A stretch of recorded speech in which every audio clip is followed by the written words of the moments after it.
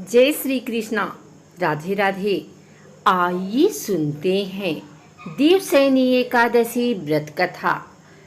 धर्मराज युधिष्ठिर ने कहा, हे केशव, आषाढ़ शुक्ल एकादशी का क्या नाम है? इस व्रत के करने की विधि क्या है और किस देवता का पूजन किया जाता है? श्री कृष्ण कहने लगे कि हे युधिष्ठिर, जिस कथा को ब्रह्मा जी ने नारद जी से कहा था वही मैं तुमसे कहता हूँ। एक समय नारद जी ने ब्रह्मा जी से यही प्रश्न किया था। तब ब्रह्मा जी ने उत्तर दिया कि हे नारद, तुमने कलियुगी जीवों के उद्धार के लिए बहुत उत्तम प्रश्न किया है, क्योंकि देवसैनी एकादशी का व्रत सब व्रतों में उत्तम है। इस व्रत के समस्त पाप नष्ट हो जाते हैं और जो मनुष्य इस व्रत को नहीं करते वे नरकगामी होते हैं। इस व्रत के करने से भगवान विष्णु प्रसन्न होते हैं। इस एकादशी का नाम पद्मा है। अब मैं तुमसे एक पौराणिक कथा कहता हूँ, तुम मन लगाकर सुनो। सूर्यवंश में मानधाता नाम का एक चक्रवर्ती राजा हुआ करते थे, जो सत्यवादी और महान प्रतापी था। वह अपनी प्रजा का पुत्र की भांति पालन किया करता था। उसकी सारी प्रजा धन धान्य से भरपूर और सुखी थी। उसके राज्य में कभी अकाल नहीं पड़ता था। एक समय उस राजा के राज्य में 3 वर्ष तक वर्षा नहीं हुई और अकाल पड़ गया। प्रजा अन्न की कमी के कारण अत्यंत दुखी हो गई। अन्न के न होने से राज्य में यज्ञ आदि भी बंद हो गए। एक दिन प्रजा राजा के पास जाकर कहने लगी कि हे राजा, सारी प्रजा त्राहि त्राहि पुकार रही है, क्योंकि समस्त विश्व की सृष्टि का कारण वर्षा है। वर्षा के अभाव से अकाल पड़ गया है और अकाल से प्रजा मर रही है। इसलिए हे राजन, कोई ऐसा उपाय बताओ जिससे प्रजा का कष्ट दूर हो। राजा मानधाता कहने लगे कि आप लोग ठीक कह रहे हैं, वर्षा से ही अन्न उत्पन्न होता है और आप लोग वर्षा न होने से अत्यंत दुखी हो गए हैं। मैं आप लोगों के दुखों को समझता हूँ। ऐसा कहकर राजा कुछ सेना साथ लेकर वन की तरफ चल दिया। वह अनेक ऋषियों की आश्रम में भ्रमण करता हुआ अंत में ब्रह्मा जी के पुत्र अंगिरा ऋषि के आश्रम में पहुंचा। वहां राजा ने घोड़े से उतरकर अंगिरा ऋषि को प्रणाम किया। मुनि ने राजा को आशीर्वाद देकर कुशल क्षेम के पश्चात उनसे आश्रम में आने का कारण पूछा। राजा ने हाथ जोड़कर विनीत भाव से कहा कि हे भगवान, सब प्रकार से धर्म पालन करने पर भी मेरे राज्य में अकाल पड़ गया है। इससे प्रजा अत्यंत दुखी है।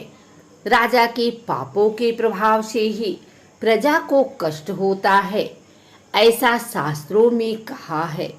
जब मैं धर्मानुसार राज्य करता हूँ तो मेरे राज्य में अकाल कैसे पड़ गया, इसके कारण का पता मुझको अभी तक नहीं चल सका है। अब मैं आपके पास इसी संदेश को निवृत्त करने के लिए आया हूँ। कृपा करके मेरे इस संदेह को दूर कीजिए।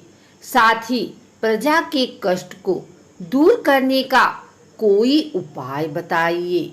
इतनी बात सुनकर ऋषि कहने लगे कि हे राजन, यह सतयुग सब युगों में उत्तम है। इसमें धर्म को चारों चरण सम्मिलित हैं, अर्थात इस युग में धर्म की सबसे अधिक उन्नति है। लोग ब्रह्मा की उपासना करते हैं और केवल ब्राह्मणों को ही वेद पढ़ने का अधिकार है। ब्राह्मण ही तपस्या करने का अधिकार रख सकते हैं, परंतु आपके राज्य में एक शूद्र तपस्या कर रहा है। इसी दोष के कारण आपके राज्य में वर्षा नहीं हो रही है, इसलिए यदि आप प्रजा का भला चाहते हो तो उस शूद्र का वध कर दो। इस पर राजा कहने लगा कि महाराज, मैं उस निरपराध तपस्या करने वाले शूद्र को किस तरह मार सकता हूँ? आप इस दोष से छूटने का कोई दूसरा उपाय बताइए। तब ऋषि कहने लगे कि हे राजन, यदि तुम अन्य उपाय जानना चाहते हो तो सुनो। आषाढ़ मास के शुक्ल पक्ष की पद्मा नाम की एकादशी का विधि पूर्वक व्रत करो। व्रत के प्रभाव से तुम्हारे राज्य में वर्षा होगी और प्रजा सुख प्राप्त करेगी, क्योंकि इस एकादशी का व्रत सब सिद्धियों को देने वाला है और समस्त उपद्रवों को नाश करने वाला है। इस एकादशी का व्रत तुम प्रजा सेवक तथा मंत्रियों सहित करो। मुनि के इस वचन को सुनकर राजा अपने नगर को वापस आया और उसने विधि पूर्वक पद्मा एकादशी का व्रत किया। उस व्रत के प्रभाव से वर्षा हुई और प्रजा को सुख पहुंचा। अतः इस मास की एकादशी का व्रत सब मनुष्यों को करना चाहिए। यह व्रत इस लोक में भोग और परलोक में मुक्ति को देने वाला है। इस कथा को सुनने और पढ़ने से मनुष्य के समस्त पापों का नाश होता है। व्रत करने वाले साधकों को देवसैनी एकादशी के दिन सुबह जल्दी उठकर पवित्र स्नान करना चाहिए। फिर घर के पूजा स्थल को साफ करने के बाद गंगा जल से शुद्ध कर लें। इसके बाद एक आसन बनाकर भगवान विष्णु की मूर्ति या प्रतिमा स्थापित करें। फिर भगवान को षोडशोपचार पूजन करें। इसके बाद भगवान को पीले वस्त्र, पीले फूल, पीला चंदन चढ़ाएं।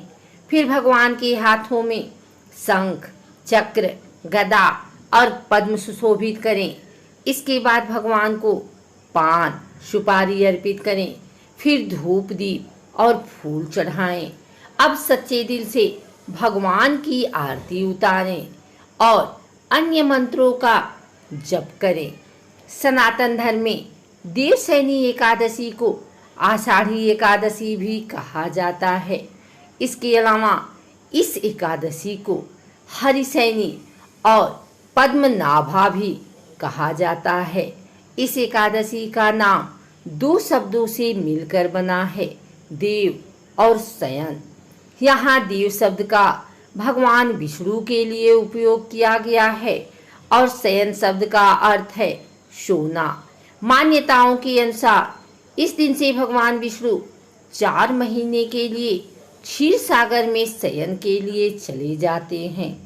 कहा जाता है कि जो जातक देवसैनी एकादशी का व्रत करते हैं उनके सारे दुख दर्द दूर हो जाते हैं और उनकी सारी मनोकामना पूर्ण होती हैं।